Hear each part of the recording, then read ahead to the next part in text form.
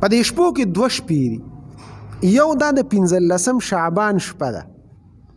او یو په رمضان په آخري عشره کې لیلة القدر شپه ده. دې کې فرق دی دوانو کې او فرق ډېر ښکاره دی. فرق دا دی لکه یو جج وي، نه یو جج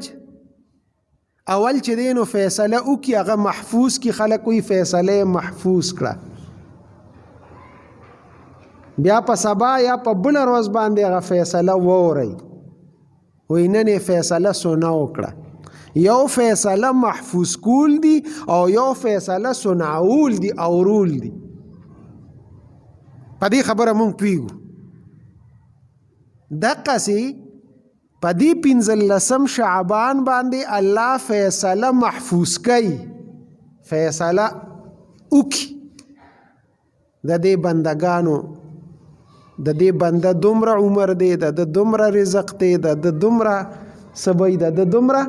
په دې کال کې به دی مري، په دې کال کې به دته دومره رزق ملاویږي، دی به سبا مري، دی به بل ورځ مري، دته به دومره رزق. دا ټولې فیصلې الله پاک په دې شعبان دا بلې جمعې له چې ده په دې 15 شعبان نو په دې شپه باندې الله دا ټولې فیصلې وکړي، دا محفوظ کړي. او بیا چې د لیلة القدر شپه شي نو قرآن کې راځي فیها یفرق کل امر حکیم. بیا الله فیصله اوري، نو فیصله ووري په هغه شپه باندې. حضرت جبرائیل تخپله ووري، حضرت عزرائیل تخپله ووري، حضرت میکائیل تخپله ووري، هرې فرشتې ته هغه خپل خپل سیز حواله کي ورته وایي زه اوس دا ستا ذمهواري ده. بیا هغه فیصله او رول هغه هلته بیا په هغه شپه کې چې د رمضان آخري عشره کې کومه لیلة القدر شپه ده. نو اسرائیل ته بیا حواله کوي چې دا سړی مری رانیسه، د دې سړی مری رانیسه، د دې سړی مری رانیسه، دا وجنه د دوی نه ساه اخلي. اسرائیل علیه السلام فرشته ده، شورو ده او د بندگانو دا روحونه قبض کوي. یو ځل حضرت ابراهیم علیه السلام ورته ووی ته د دې بندگانو دا روحونه قبض کې، اوس دا د ته ما سره دلته ناست دی،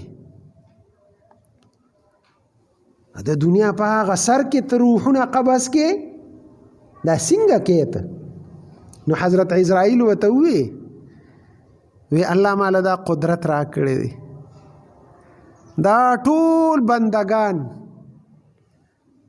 دا زما د پاره داسې دي لکه سړی ته چې مخې ته پلیټ پروتي او هغې کې خوراک وي، کاسه او هغې کې خوراک وي. دا اوس کاسه د خوراک دی، که زه د دې ځای نه خوراک کوم، که د دې ځای نه زه په دې ټولو قادر یم چې د هر طرف نه خوراک کوم. اسرائیل علیه السلام ته دا ټول مخلوقات داسې دي لکه پلیټ کې چې څه پراته وي. اوس که دې دا سړی وژني او که دې دلته ناست دی هم په دې قادر دی او که دلته ناست دی هم په دې قادر دی. بس او مخکې به د عزرائیل علیه السلام او دا نور فرشتې راتلې د انسان په شکل کې دی، پیغمبرانو ته او نور خلکو ته روح غشتو دپاره. لکه ابراهیم علیه السلام ته فرشتې راغلې وي، لوط علیه السلام ته فرشتې راغلې وي، دغسې فرشتې به راتلې د انسان په شکل کې هغوی ته. حضرت موسی علیه السلام ته عزرائیل علیه السلام راغی، اچانک کور ته رادننه شو. موسی علیه السلام چې وکتل هغه جلالي پیغمبر و چې پردې سړی دی او زما کور ته داسې اچانک رادننه شو، ټاق په دې ځای و او دا سترګې یې بوټه وویست د حضرت عزرائیل علیه السلام. لاړ الله ته جړه فریاد وکړ، یار ستا پیغمبر موسی علیه السلام نه مې روح قبض کو، هغه رانه پړق وویست. دا بخاري او مسلم کې دا حدیث راغلی. الله پاک ورته وی واپس لاړه شه. او موسی علیه السلام ته وایا چې یو غوی باندې دا لاس داسې کېده او د هغه غوی لاس ستا د لاس لاندې چې څومره ویښته د هغه غوی راغلي تاله به زه دومره عمر درک نو سړی لاس کې دي نو ویښته څومره ډېري انسان په سر باندې لاس کېښودی شو دې لاندې څومره څوک یې شمارلی هم نشي دومره ویښته حضرت اسرائیل علیه السلام راغی موسی علیه السلام ته وی اذا الله را لېږلی ځکه یې ورته وی چې بل پړق رانه ونه باسي وی په یو غوی باندې لاس کېده او څومره ویښته چې ستا لاندې لاس لاندې رالل نو هغومره عمر به تاله درکړي زه تا نه سا نه اخلم هغومره عمر به تا ته میلو شي نو موسی علیه السلام ورته وی د هغې نه وروستو که هغه ختم شي هغه ویښتو هغه کلونه ختم شي نو بیا وی بیا به د نه روح قبض کوم نو وی چې بیا رانه قبض کې نو اوس یې رانه قبض که دغې خلکو ته خو څه خطره ونه که نه خطره خو مونږ ته ده